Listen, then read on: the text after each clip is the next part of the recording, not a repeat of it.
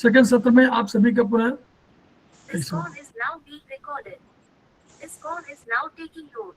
Second सत्र में आप सभी का पुनः स्वागत है। हमारे बीच में श्रीमती वर्षा श्रीवास्तव उपाध्यक्ष संवाई फाउंडेशन उपस्थित है, उनका स्वागत है। हमारे बीच में रेखा मैडम उपस्थित है, सीनियर थेरेपिस्ट है, उनका स्वागत है। हमारे बीच में जयश्री चौधरी जी मैडम उपस्थित हैं, हमारे संवाई फाउंडेशन की प्रमोटर हैं और हमारी आज की फैकल्टी भी हैं, उनका स्वागत है।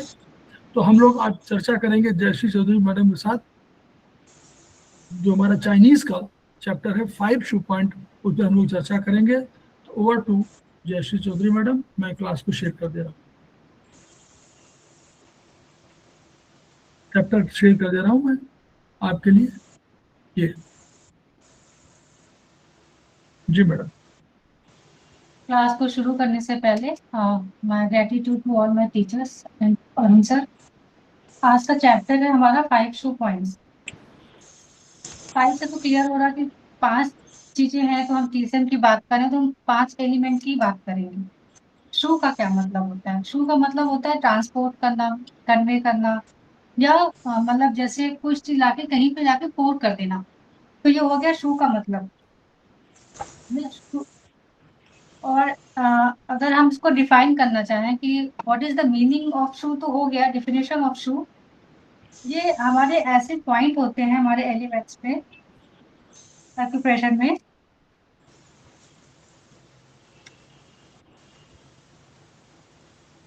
जो डायरेक्ट करते हैं एनर्जी को और बॉडी फ्लूइड्स को कि वो किस डायरेक्शन में जाएंगे। शू पॉइंट्स ट्रांसपोर्ट और direct vital energy between the body surface and the internal organs. इन्हीं शू पॉइंट्स को हम कमांड पॉइंट्स भी बोलते हैं। ठीक है, तो और इसके बाद जो 5 एलिमेंट्स हैं हमारे, would, fire, earth, metal, water की एनर्जी विंड, वुड की एनर्जी विंड, फायर की हेल्प हीट और हॉटनेस, अर्थ की एनर्जी ह्यूमिडिटी, मेटल की ड्राइनेस और वाटर की कोल्डनेस। ऐसे इन 5 एलिमेंट के ऑर्गन्स हैं। तो हमारे पास 6 ऑर्गन है, क्योंकि फायर एलिमेंट में 4 ऑर्गन्स। तो लीवर और गॉल ब्लैडर हमारा वुड एलिमेंट में आता है। हार्ट और स्मॉल इंटेस्टाइन, पेरिकार्डियम और ट्रिपल वॉल्व, ये चारों ऑर्गन हमारे फायर एलिमेंट में आते हैं। देन स्प्लीन और स्टमक हमारे अर्थ में आती है। लंग्स और लार्ज इंटेस्टाइन हमारे मेटल एलिमेंट में आती है। किडनी और यूबी मेरिडियन हमारे, ये ऑर्गन्स हमारे वाटर पॉइंट में आते हैं। मतलब ये कि हमारे पास 6 ऑर्गन है और 12 मेरिडियंस है। तो इन 12 मेरिडियंस को डिवाइड किया गया है, 6 हमारे पैर में, 6 हमारे हाथ में। जिसमें जो हाथ में 6 मेरिडियन है, उसमें से 3 यिन मेरिडियन है और 3 यांग मेरिडियन है। वैसे ही पैर में जो हमारी मेरिडियन है वो 3 यिन मेरिडियन है और 3 यांग मेरिडियन है।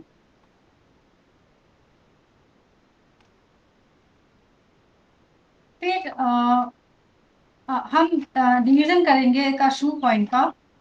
शू पॉइंट्स को 2 भागों में डिवाइड किया गया है। बैक शू पॉइंट होते हैं और फ्रंट शू पॉइंट होते हैं। सर अभी मैं थोड़ा बुक से हटके बता रही हूँ, फिर मैं बुक पे आ जाऊंगी। तो बैक शू पॉइंट कितने होंगे? वो भी 12 ही होंगे, क्योंकि 12 मेरिडियन है हमारे पास। बैक शू पॉइंट हमारे जो यूवी मेरिडियन होती है, जो हमारे स्पाइन के पैरेलल चलती है 1.5 फुट के स्पाइन से डिस्टेंस पे, उस यूवी मेरिडियन पे हमारे बैक शू पॉइंट लोकेटेड रहते हैं। और अच्छी बात यह है कि ये जो बैक शू पॉइंट है, ये हमारे इंटरनल ऑर्गन से जुड़े रहते हैं। मतलब इनकी सप्लाई जो है हमारे इंटरनल ऑर्गन्स तक जाएगी।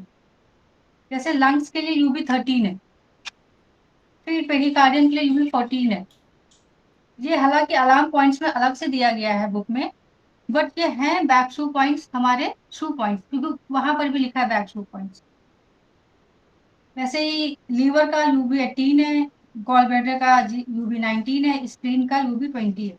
अब देखिए 13, 14, 15 ये हमारे अपर डायफ्राम, हमारे लंग्स, पेरिकार्डियम और ये लीवर को सॉरी हार्ट को ब्लड या एनर्जी सप्लाई करता है।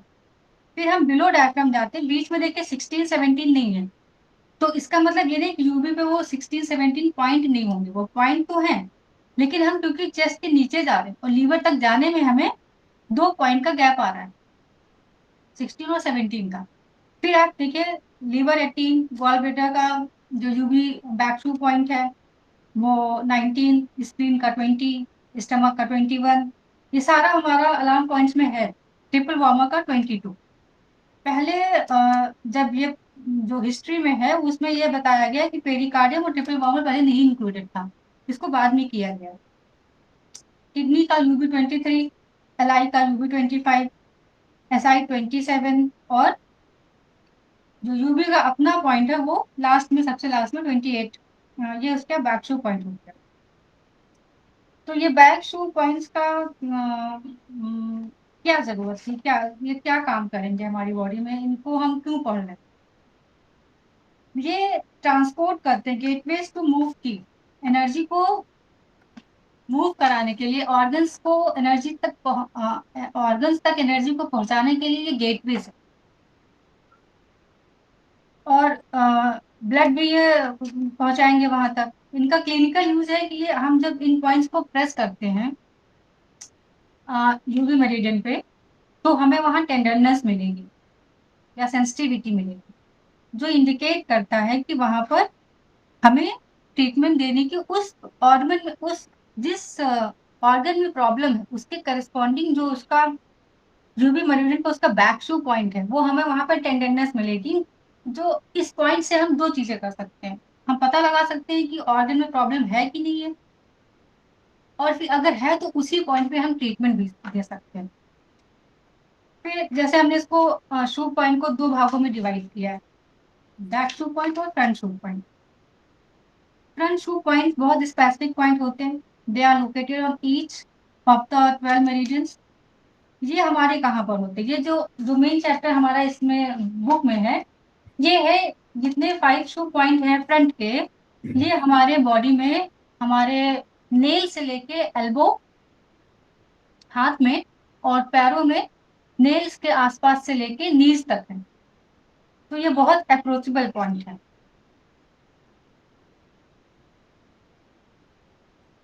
अब जब इसका डिवीजन किया गया हर एलिमेंट में, अ, उसके मतलब जैसे हम वुड को ले लें तो वुड में वुड मेरिडियन जो है, ये वुड की जो मेरिडियन होगी लीवर और गॉल ब्लैडर, इन पे, इन मेरिडियंस पे 5 पॉइंट होंगे। वो 5 पॉइंट कौन से होंगे, वो उन्हीं एलिमेंट के होंगे जो एलिमेंट हम टीसे में पढ़ते आ रहे हैं, वुड, फायर, अर्थ, मेटल और वाटर। इस तरह से पूरी 12 मेरिडियन हो गई।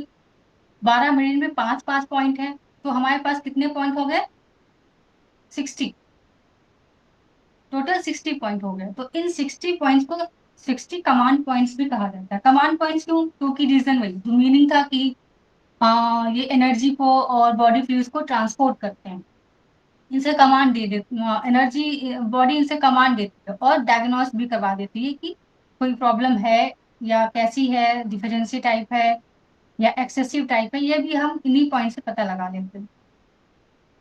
तो इसमें पहला है जिंगवेल पॉइंट। अच्छा, इसमें एक चीज हम जब ये देखते हैं हमारे हाथ में 3 यिन मेरिडियन है और 3 यांग मेरिडियन है।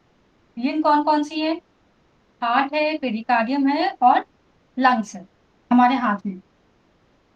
और हाथ में जो यांग मेरिडियन है वो स्मॉल इंटेस्टाइन है, ट्रिपल वॉर्मल है और लार्ज इंटेस्टाइन। पैर में जो हमारी मेरिडियन है वो यिन मेरिडियन है, स्प्लीन, लीवर और किडनी। यांग मेरिडियन जो है स्टमक है, गॉल ब्लैडर है और यूबी, यूरिनरी ब्लैडर है। ये हमारे हाथ और पैर का मेरिडियंस का डिवीजन हो गया। जिंगवेल पॉइंट वो पॉइंट है जहां पे एनर्जी बबल करती है। अब इसको जब हम पढ़ते हैं किसे में, तो ये 5 शू पॉइंट्स को एक रिवर की तरह समझा गया है। जैसे रिवर का फ्लो होता है, तो जब पहाड़ों पे पानी हल्का सा फूटता है, कहीं से थोड़ा सा लीक करके निकलता है, उस तरह से हम जिंगवेल पॉइंट को लेते हैं। फिर जब कई सारी तो हल्की हल्की धाराएं कह लेते हैं मिलके आपस में मिलती हैं, तो वो स्प्रिंग स्प्रिंग उसको रिलेट करते हैं। फिर जब पानी एक पहाड़ों से नीचे गिरता है, खाई में जैसे इकट्ठा होता है, वो हमारा स्ट्रीम पॉइंट है।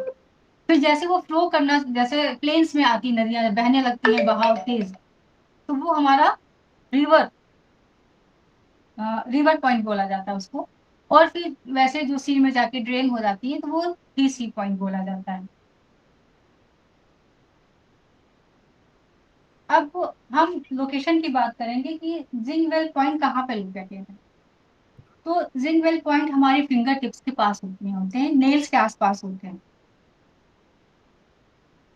स्प्रिंग पॉइंट हमारे वेब्स जो वेब्स का मतलब जो हमारी फिंगर के बेस पे कफ जॉइंट के आसपास, या जैसे हमारा हार्ट हो गया और पीरिकार्डियम, ये हथेली में आते हैं। हम फिगर में देख पा रहे हैं, आराम से दिख रहा है कि H8 और P8 हमारे हथेली के बीच में आ रहे हैं। और कुछ पॉइंट हमारे वेब पर आते हैं। वेब मतलब कि अगर हम आयुर्वेद से रिलेट करें तो कफ जॉइंट के आसपास आते हैं। तो ये हमारे ये स्प्रिंग पॉइंट हो गए। फिर शू स्ट्रीम का पॉइंट हमारी कलाई के आसपास या एंकल के आसपास आते हैं। He pours more deeply into the meridian. यहाँ पर जैसे वो हमने कहा था कि जब रिवर का पानी ऊपर से पहाड़ों से गिर के एक जगह इकट्ठा होता है, तो वो खाई जैसा होता है ना, गहरा होता है। तो वैसे ही शू स्ट्रीम पॉइंट भी डीपली बॉडी में भी डीपली जाते, नरिश करने के लिए या ब्लड सप्लाई करने के लिए। देन रिवर पॉइंट जो है वो हमारे कलाई से थोड़ा सा ऊपर आते हैं, लेकिन एल्बो से नीचे रहते हैं। वैसे ही पैर में एंकल से ऊपर आएंगे और नी से नीचे रहते हैं। देन ही सी पॉइंट हमारे एल्बो के आसपास आते हैं और नीज के आसपास आते हैं।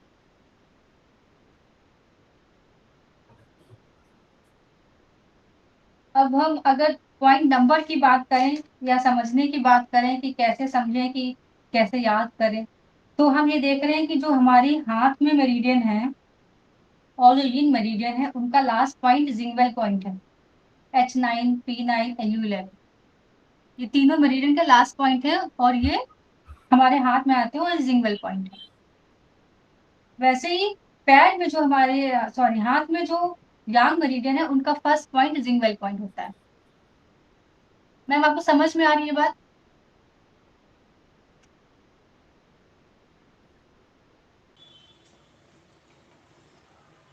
Hello, hello, yes yes. आप ये चीज समझ पा रही हैं जो मैं बता रही हूँ? हाँ जी। ठीक है, गुड। तो जो हमारी यांग मेरिडियन है उनका फर्स्ट पॉइंट, जो हाथ में यांग मेरिडियन है उनका फर्स्ट पॉइंट जिंगवेल पॉइंट है। और जो पैर में हमारी यांग मेरिडियन है उनका लास्ट पॉइंट जिंगवेल पॉइंट है। जैसे स्टमक 45, वो लास्ट पॉइंट है स्टमक मेरिडियन का, जो हमारे पैर में आता है। पैर में जो हमारे इंडेक्स फिंगर है, इंडेक्स फिंगर में अवे फ्रॉम थंब साइड। तो वैसे ही गॉल ब्लैडर हमारा यांग मेरिडियन है, लास्ट पॉइंट का 44 है, वो हमारे पैर में आता है लास्ट पॉइंट। ये चीज नोट करने वाली है। अब ये है कि देखिए इसमें एक चीज और पैटर्न जो दिख रहा है कि पहले तीन सीक्वेंस में चलते हैं, जिंगवेल, स्प्रिंग और स्ट्रीम। जैसे हम हार्ट की बात करें तो H9, H8, H7 कंटिन्यूस आ रहे हैं। पेरिकार्डियम में P9, P8, P7। वैसे ही लंग्स में LU11, LU10, LU9। ऐसे ही small intestine SI1, SI2, SI3, jing well, spring और stream point. Then triple valve में सेम सीक्वेंस चल रहा है।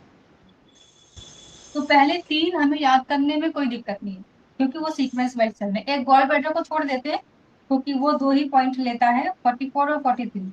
उसके बाद उसका स्ट्रीम पॉइंट 41 हो जाता है। ये एक याद करने का मैं थोड़ा सा वो बता रही हूँ आपको।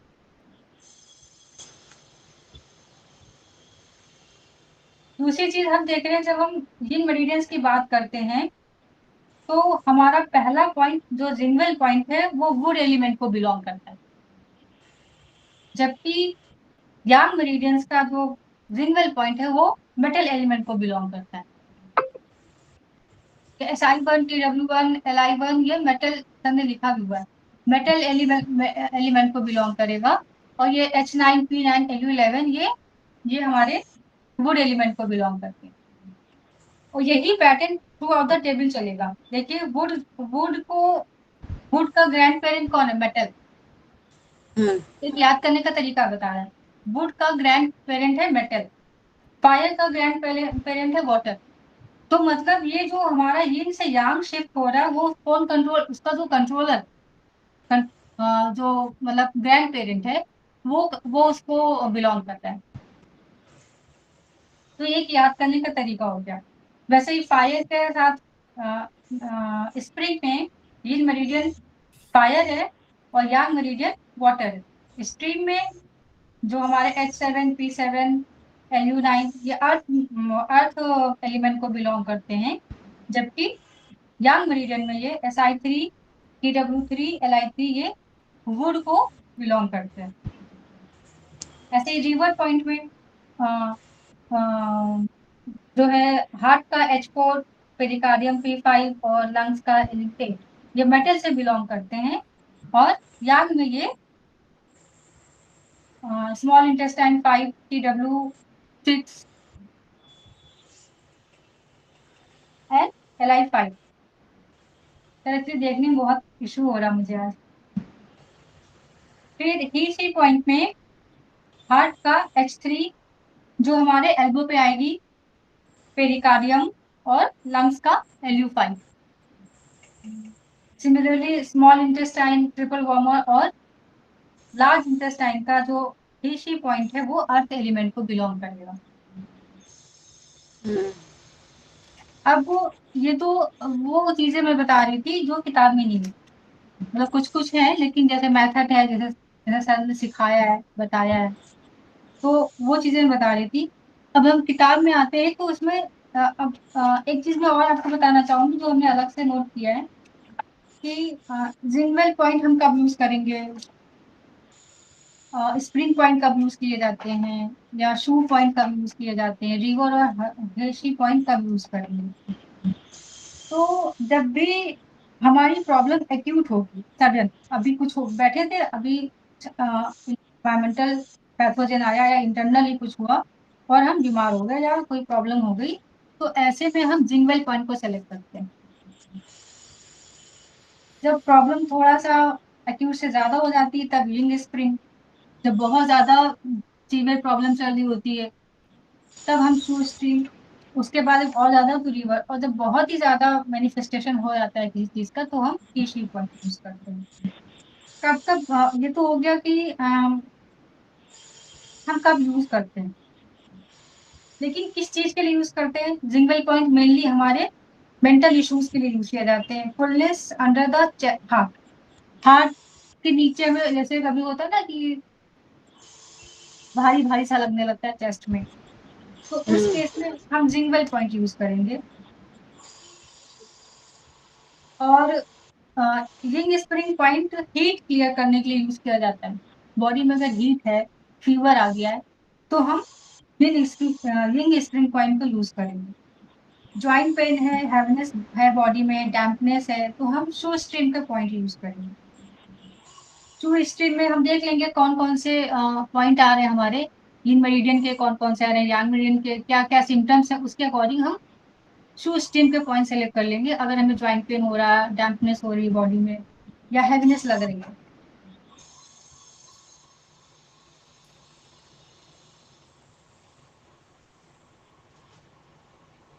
वैसे ही जब हमें खांसी वगैरह होती है या अस्थमा वगैरह होता है या इस तरह के रेस्पिरेटरी प्रॉब्लम होती है तो हम जिंग रिवर पॉइंट को यूज करते हैं। और ही पॉइंट हम जीआईटी प्रॉब्लम्स में, हमें गैस्ट्रो इंटेस्टाइनल प्रॉब्लम है या हमारे इंटरनल ऑर्गन्स में कोई प्रॉब्लम है, तो ऐसे में हम ही पॉइंट यूज करते हैं।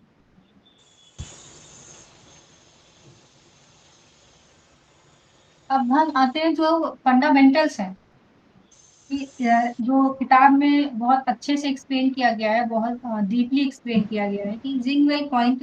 सर अभी रीड करके शुरू करें। हाँ हाँ करिए करिए।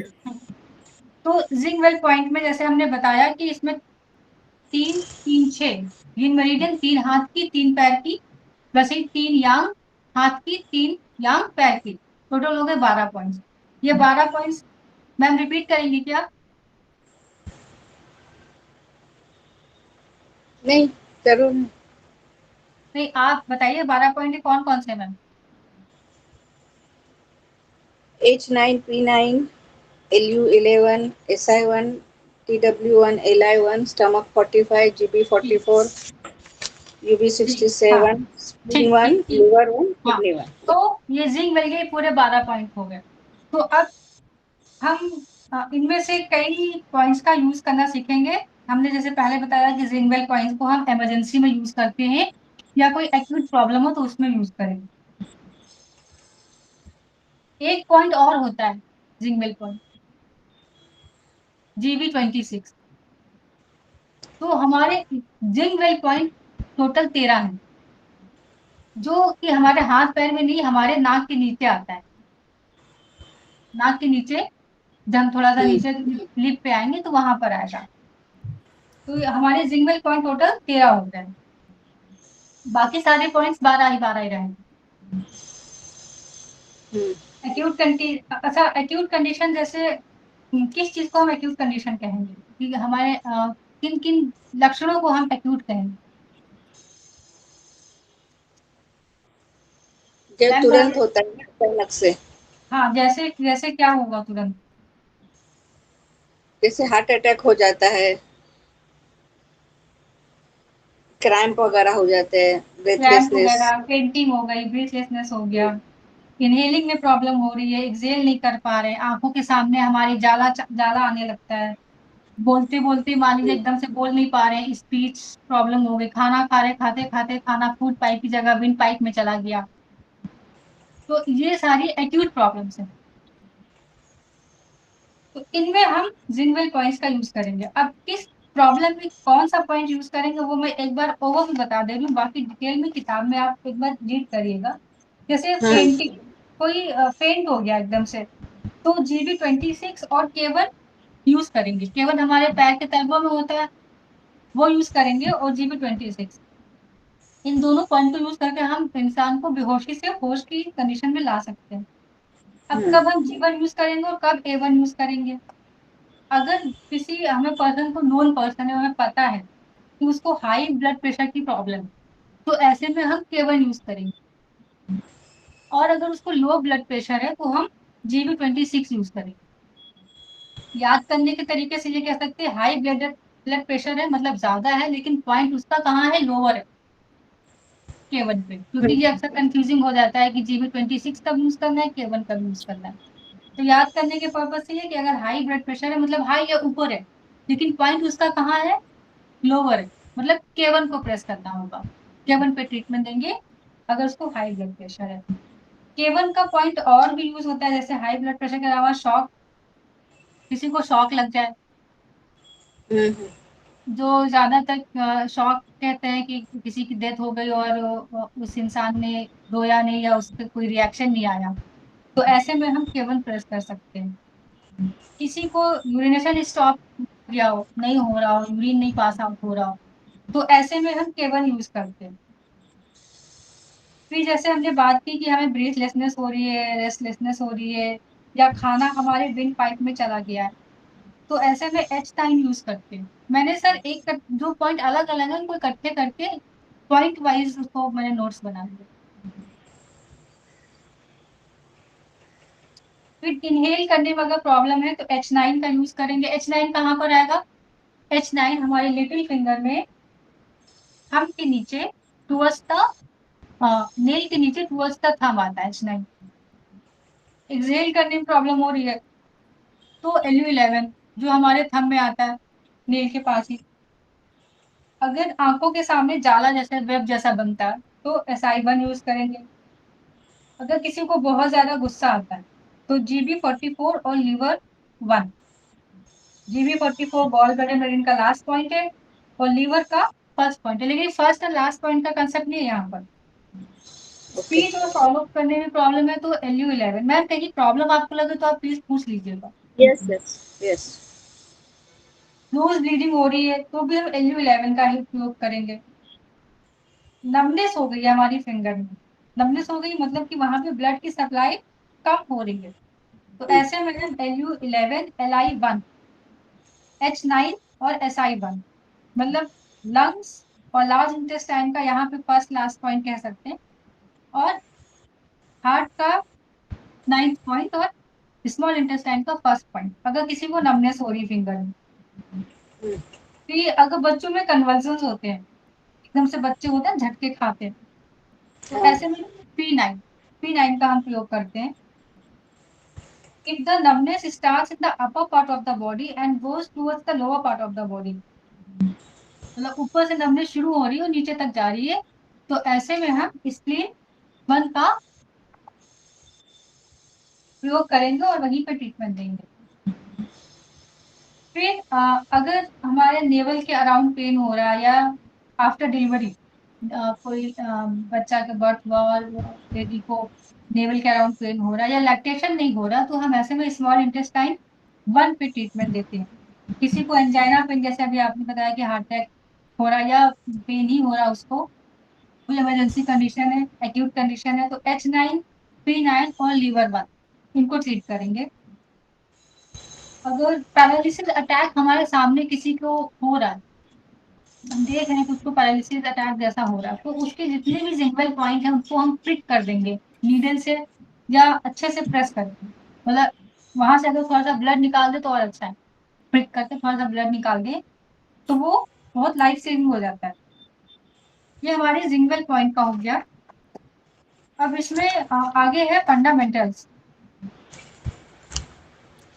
तो ये कहते हैं कि जब हमारी बॉडी फ्लूइड्स में या हमारी एनर्जी में इम्बैलेंस होता है तो हमारी बीमारी के लक्षण आते हैं।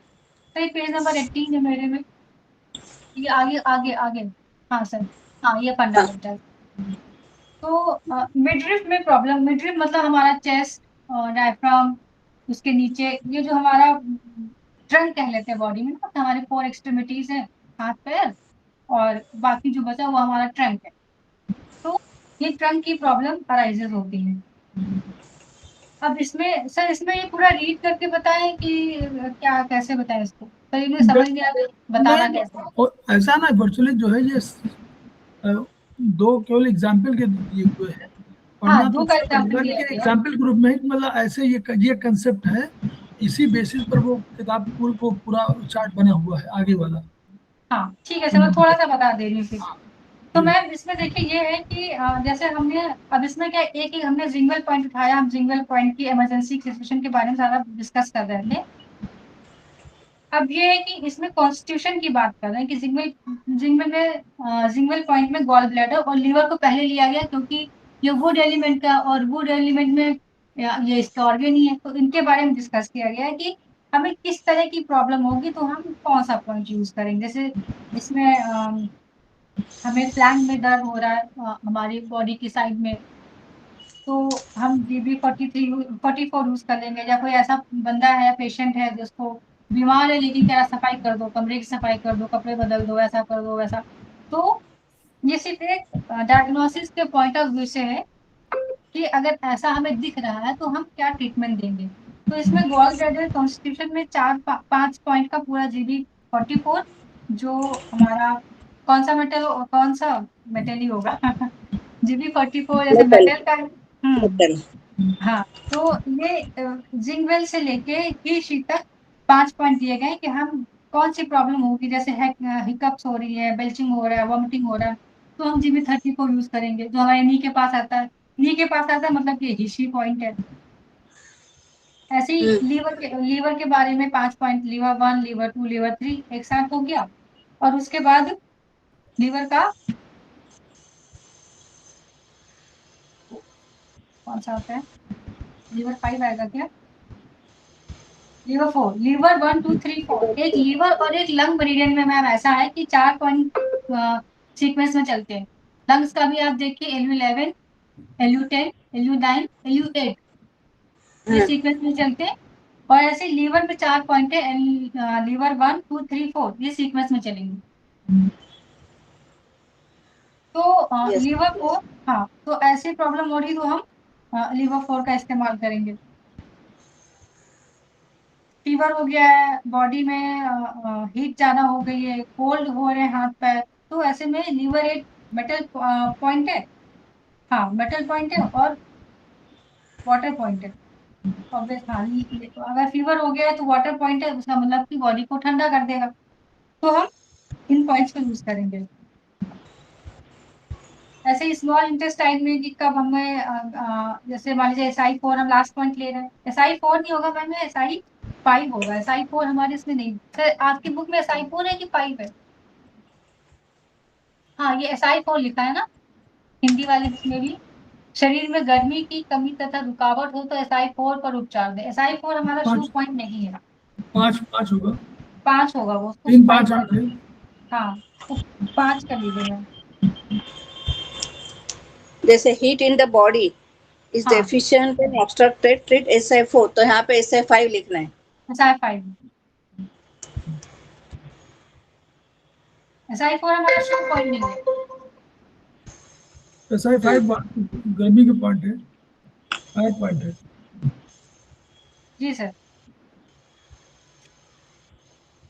अच्छा, अब हम आते हैं, ये जिंगवेल पॉइंट हो गया। अब आते हैं, जैसे ये चीज मैंने पहले ही बता दी थी कि स्प्रिंग पॉइंट हम पे आ रहे हैं कि यिन ऑर्गन जो हमारा है वो फायर पॉइंट को बिलोंग करता है और यांग ऑर्गन्स वाटर पॉइंट को, और ये फायर का वाटर जो है ग्रैंड पेरेंट में आ जाता है। इसमें भी इंडिकेशंस कि अगर हमें कोई फेब्राइल डिजीज है या और एक्यूट से थोड़ा सा, मान लीजिए आज कुछ हुआ, कल परसों की बात हो गई, तो ऐसे में हम स्प्रिंग पॉइंट यूज करेंगे। Water points of Yang meridian treat hotness symptoms. बहुत सिंपल सी बात है कि जब हॉटनेस पॉइंट है तो उसके लिए हम वाटर पॉइंट यूज करेंगे, और हम ध्यान ये रखना है कि हमें जो है ये जो स्प्रिंग पॉइंट है वो यूज करना है।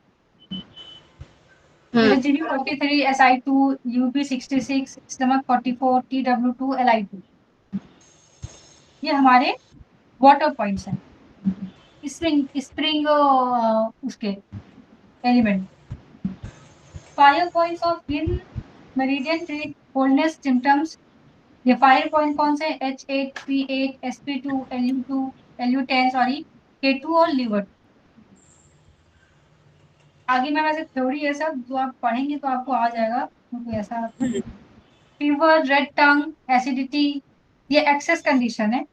Too much of thirst, crave for cold drinks, liking cold food, lips crack हो गए हैं, ड्राई हो रहा है माउथ, शॉर्ट टेम्पर है कोई, रेस्टलेस है, feeling of hotness and burning in extremities, constipation, fast pulse, less urination and hot feeling. तो ये हॉटनेस के सिम्टम्स हैं, तो इसमें हम कौन से पॉइंट यूज करेंगे? कोल्डनेस के, वाटर पॉइंट। वाटर के पॉइंट यूज करेंगे। अगर हमारे पास कोल्डनेस के सिम्टम्स आ रहे हैं तो हम फायर के पॉइंट, हीट बढ़ा देंगे उसके, वो ट्रीटमेंट हो जाएगी। Then next is shu stream point, जिसमें जिन ऑर्गन अर्थ पॉइंट है और यांग ऑर्गन वुड पॉइंट है, इसको भी हम पहले डिस्कस कर चुके हैं।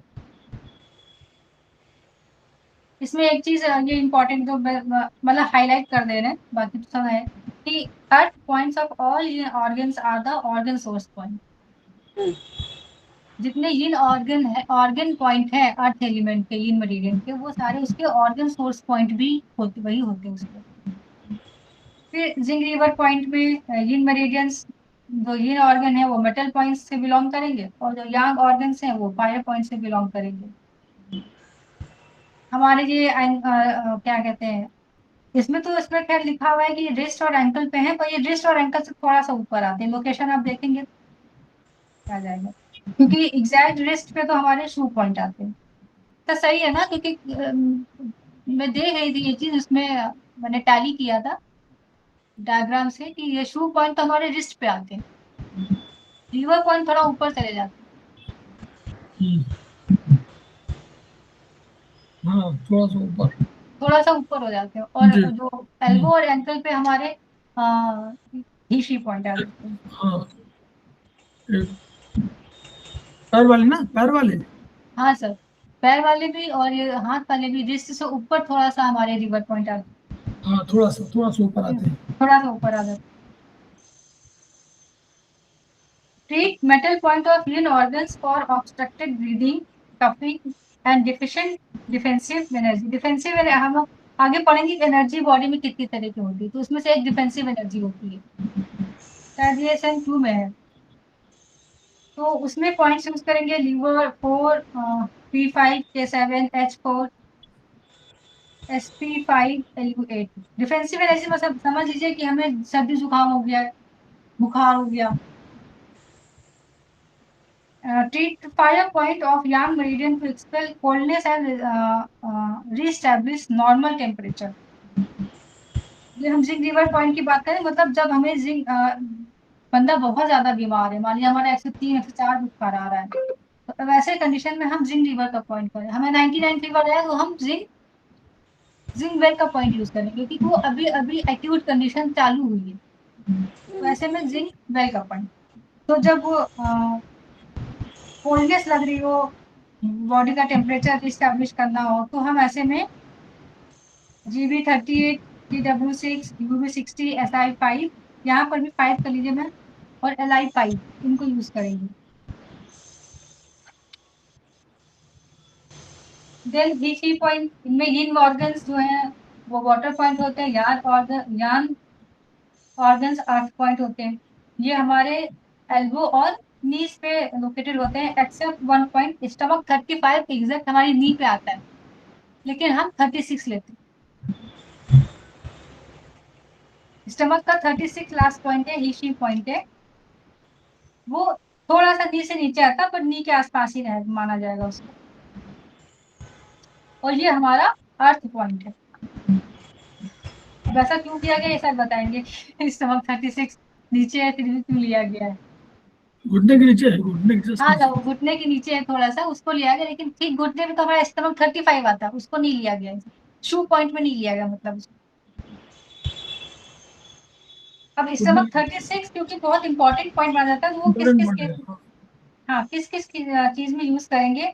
Nausea, vomiting, hiccups, belching, eructations, excess flatulence, trembling in extremities, intermittent fever मतलब कि फीवर आया, तेज हुआ, फिर चला गया, फिर आ रहा, फिर जा रहा, ऐसे। Heat sensation in the body specially in head, cold extremities, तो ऐसे केस में हम स्टमक 36 का यूज करेंगे।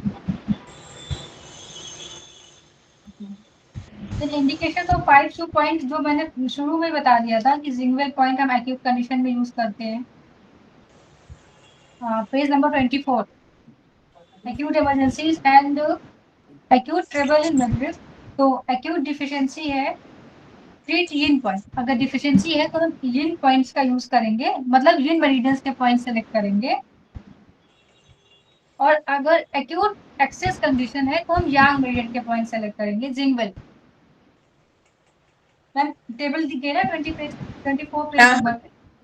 वैसे स्प्रिंग की बात करें, स्प्रिंग में फेब्राइल डिजीज, कोल्डनेस अगर हो रही है तो हम यिन पॉइंट ट्रीट करेंगे, और हॉटनेस है तो यांग पॉइंट सेलेक्ट कर लेंगे। स्प्रिंग मेरिडियन से जाके जो यांग पॉइंट होंगे, स्टमक हो गया, गॉल ब्लैडर हो गया, यूडी हो गया, डिपेंडिंग अपॉन की क्या सिम्टम्स है। शू स्ट्रीम में रूमेटिज्म, पेनफुल जॉइंट्स, तो हम यिन पॉइंट्स को हमने पहले बात की थी ना कि हम शू स्ट्रीम को कब कब यूज कर रहे हैं, फुलनेस में यूज कर रहे हैं, डैम्पनेस यूज कर रहे हैं, जॉइंट्स में पेन हो रहा है तो हम शू स्ट्रीम पॉइंट यूज कर रहे हैं। लेकिन अगर ये चीजें हैं तो हम पॉइंट्स, हमारे पास 12 है, तो हम 12 में से कितने पॉइंट यूज करेंगे, जो यिन मेरिडियन के हैं वो पॉइंट यूज करेंगे। अगर जॉइंट्स नमनेस है, जॉइंट्स में इसमें पहले क्या होता है कि जॉइंट्स में पेन हो रहा था तो हमने यिन मेरिडियन के पॉइंट यूज किए। अभी हमको वीक लग रहा है, जॉइंट्स में फ्लैसिड लग रहा है, या नमनेस लग रही है, नमनेस लग रही है मतलब कि वहां पे ब्लड सप्लाई या एनर्जी की सप्लाई कम हो रही है, तो ऐसे हम यांग, क्योंकि नेचर यांग होता है, हॉटनेस का, हीट का नेचर ही, यांग का नेचर हीट ही होता है, तो ऐसे में हम जो यांग मेरिडियन है उनके पॉइंट सेलेक्ट करेंगे। फिर जिंग रिवर, ब्रीथलेसनेस, कफिंग, मैंने पहले सब डिस्कस किया है, problem of body temperature, lung problems, respiratory problem मैंने बात करी थी, डिफिशियंसी ऑफ डिफेंसिव एनर्जी, इसकी जो एनर्जी होती है उसमें डिफेंसिव एनर्जी लंग से बिलोंग करती है। तो लंग्स की प्रॉब्लम है या डिफेंसिव एनर्जी में प्रॉब्लम आ रही है, तो हम जिंक लीवर के यिन पॉइंट्स यूज करेंगे। और अगर फायर की कमी हो रही है तो हम यांग पॉइंट्स, जहां जहां फायर की कमी आ रही है, कोल्डनेस आ रहा है, फायर की कमी का मतलब कोल्डनेस, तो वहां पे हम यांग मेरिडियन यूज कर रहे हैं। कॉन्ट्रावेक्शन मतलब अपने पाथ से अलग डिविएट हो गए, तो वो कॉन्ट्रावेक्शन है। जिसको ऊपर जाना है वो नीचे जा रहा है, जिसको नीचे जाना है वो ऊपर आ रहा है, तो ये कॉन्ट्रावेक्शन हो गया। ऐसे में हम ही शी पॉइंट के, क्योंकि ही शी पॉइंट फ्लूइड्स के लिए ही मेंटेन किया जाता है, तो हम ऐसे में यिन मेरिडियन के पॉइंट सेलेक्ट करेंगे। और अगर एनर्जी का कॉन्ट्रावेक्शन हो रहा है, अगर फ्लूइड का कॉन्ट्रावेक्शन होगा, मान लीजिए किसी को लूज मोशन चालू हो गया, वो फ्लूइड हो गया, तो ऐसे हम यिन मेरिडियन के पॉइंट चूज करेंगे। लेकिन किसी को कॉन्ट्रावेक्शन ऑफ एनर्जी, एनर्जी ने अपना रास्ता बदल लिया, तो हम ऐसे में यांग मेरिडियन के पॉइंट चूज करेंगे।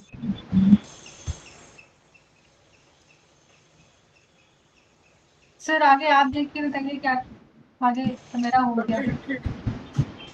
बता दीजिए पूरा, बता दीजिए तो खत्म हो गया, यही तो खत्म है। जी सर। वो तो ये उसके साथ सीजनल बता दीजिए, सीजनल वाला बताया ना उन्होंने। हाँ, सीजन्स में अगर स्प्रिंग सीजन है तो हम जिंक वेल पॉइंट यूज करेंगे, समर सीजन है तो स्प्रिंग पॉइंट यूज करते हैं। मैम अगर आपकी इंग्लिश की बुक है उसमें युंग लिखा हुआ है, युंग की जगह उसको यिंग कर लीजिए, YING, स्प्रिंग में। फिर लेट समर पॉइंट है तो हम रिवर के पॉइंट यूज करेंगे, और विंटर का पॉइंट है तो हम विशी पॉइंट यूज करेंगे। अगर सीजन के हिसाब से भी इनका ट्रीटमेंट किया जाता है। सीजनल ट्रीटमेंट भी कर सकते हैं, जी सर। सीजनल ट्रीटमेंट भी हम लोग करते हैं इसमें। जी सर। सीजन वाला ट्रीटमेंट भी है बाय द वे, इसीलिए उन्होंने सीजन के लिए बता दिया कि ये वाला सीजन है। मैम आप कंसेप्ट अगर कुछ पूछना चाहें। हाँ मैडम काफी जानती है वैसे, काफी हाँ उनको मालूम है, कई क्लास अटेंड किया हुआ है। कंसेप्ट क्या, कंसेप्ट देखिए समझिए, कंसेप्ट समझिए कि वही बीमारी आ रही है और आपके शरीर के अंदर जा रही है। तो पूरा आपने देखा होगा कि जैसे मैडम ने ही बताया, पूरा बीमारी आई तो जिंगवेल से शुरू हुई। तो पहले उसका एग्जाम्पल दिया, वो चाइनीज एग्जाम्पल है, उन्होंने कहा है कि वर्चुअली वेल, फिर उसके बाद जैसे ऊपर चले झरना, झरने से फिर आगे धरती में जाएंगी, फिर रिवर बनेंगी, फिर सागर में। तो ये उसी तरह जैसे ये ऊर्जा, उसको ऊर्जा मान लिया, ऐसे ही ऊर्जा हमारे शरीर में है। तो बाहर से आई तो बिल्कुल झंझावात की तरह आई। तो पहले ऊर्जा आई तो हमारी उंगलियों में यहाँ से शुरू किया, यहाँ शुरू कर प्रवेश करना, धीरे धीरे करके यहाँ तक है, यानी यहाँ तक प्रवेश कर गई, यानी अंदर प्रवेश कर गई। ये उसका कंसेप्ट है। तो हीशी पॉइंट कि आप देखिए यहाँ पर हीशी पॉइंट यहाँ होंगे, कुछ पॉइंट यहाँ होंगे, और पहले वाले पॉइंट यहाँ होंगे। तो यहीं से लेकर के यहाँ की यात्रा है। उसी तरह पैर में भी यात्रा है, नीचे से लेकर के और घुटने तक की, ये कंसेप्ट है। तो यानी कुल मिलाकर जा रही है कि पहले आया, फिर गर्मी सर्दी शुरू हुई, फिर आपका अंदर बैठने लगा बीमारी, तो वो आपके जोड़ों में दर्द होना शुरू हुआ। अंत में आपके पास इशी पॉइंट, मतलब इमरजेंसी, वो इमरजेंसी नहीं है, जो क्रॉनिक केस कहेंगे, जिसमें लास्ट में थोड़ा सा प्रॉब्लम आ जाती है, तो वो इशी पॉइंट इसीलिए बहुत वैसे माने गए हैं। फिर जाड़े, वो ऋतुओं के हिसाब से वही कहा कि झंझावात जब होगा तो क्या हुआ, जब बसंत ऋतु होगा झंझावात होगा। फिर धीरे धीरे ठंडक जब आएगी तो ठंडक माने सर्दी, तो सर्दी वाला जो है वहाँ, ये कंसेप्ट है। तो थैंक यू मैडम, जो आपने बता दिया वो पूरा। तो हम लोग जो है खेमका सर को याद करते हैं, और हमारे पास जो भी ज्ञान है कोशिश करते हैं कि उस ज्ञान को हम लोग ट्रांसफर कर सकें और ट्रांसफर कर दें, और ताकि जो भी, देखिए ज्ञान को छुपाना नहीं चाहिए, ना रखना चाहिए, उसको बाहर निकाल देना चाहिए, ताकि जो है वो सबको काम आए। तो खेमका सर के इन्हीं शब्दों से बात खत्म करते हैं। Each one reach one, each one teach one, teach one, इन्हीं शब्दों के साथ धन्यवाद। नमस्ते मैम। ठीक। नमस्ते।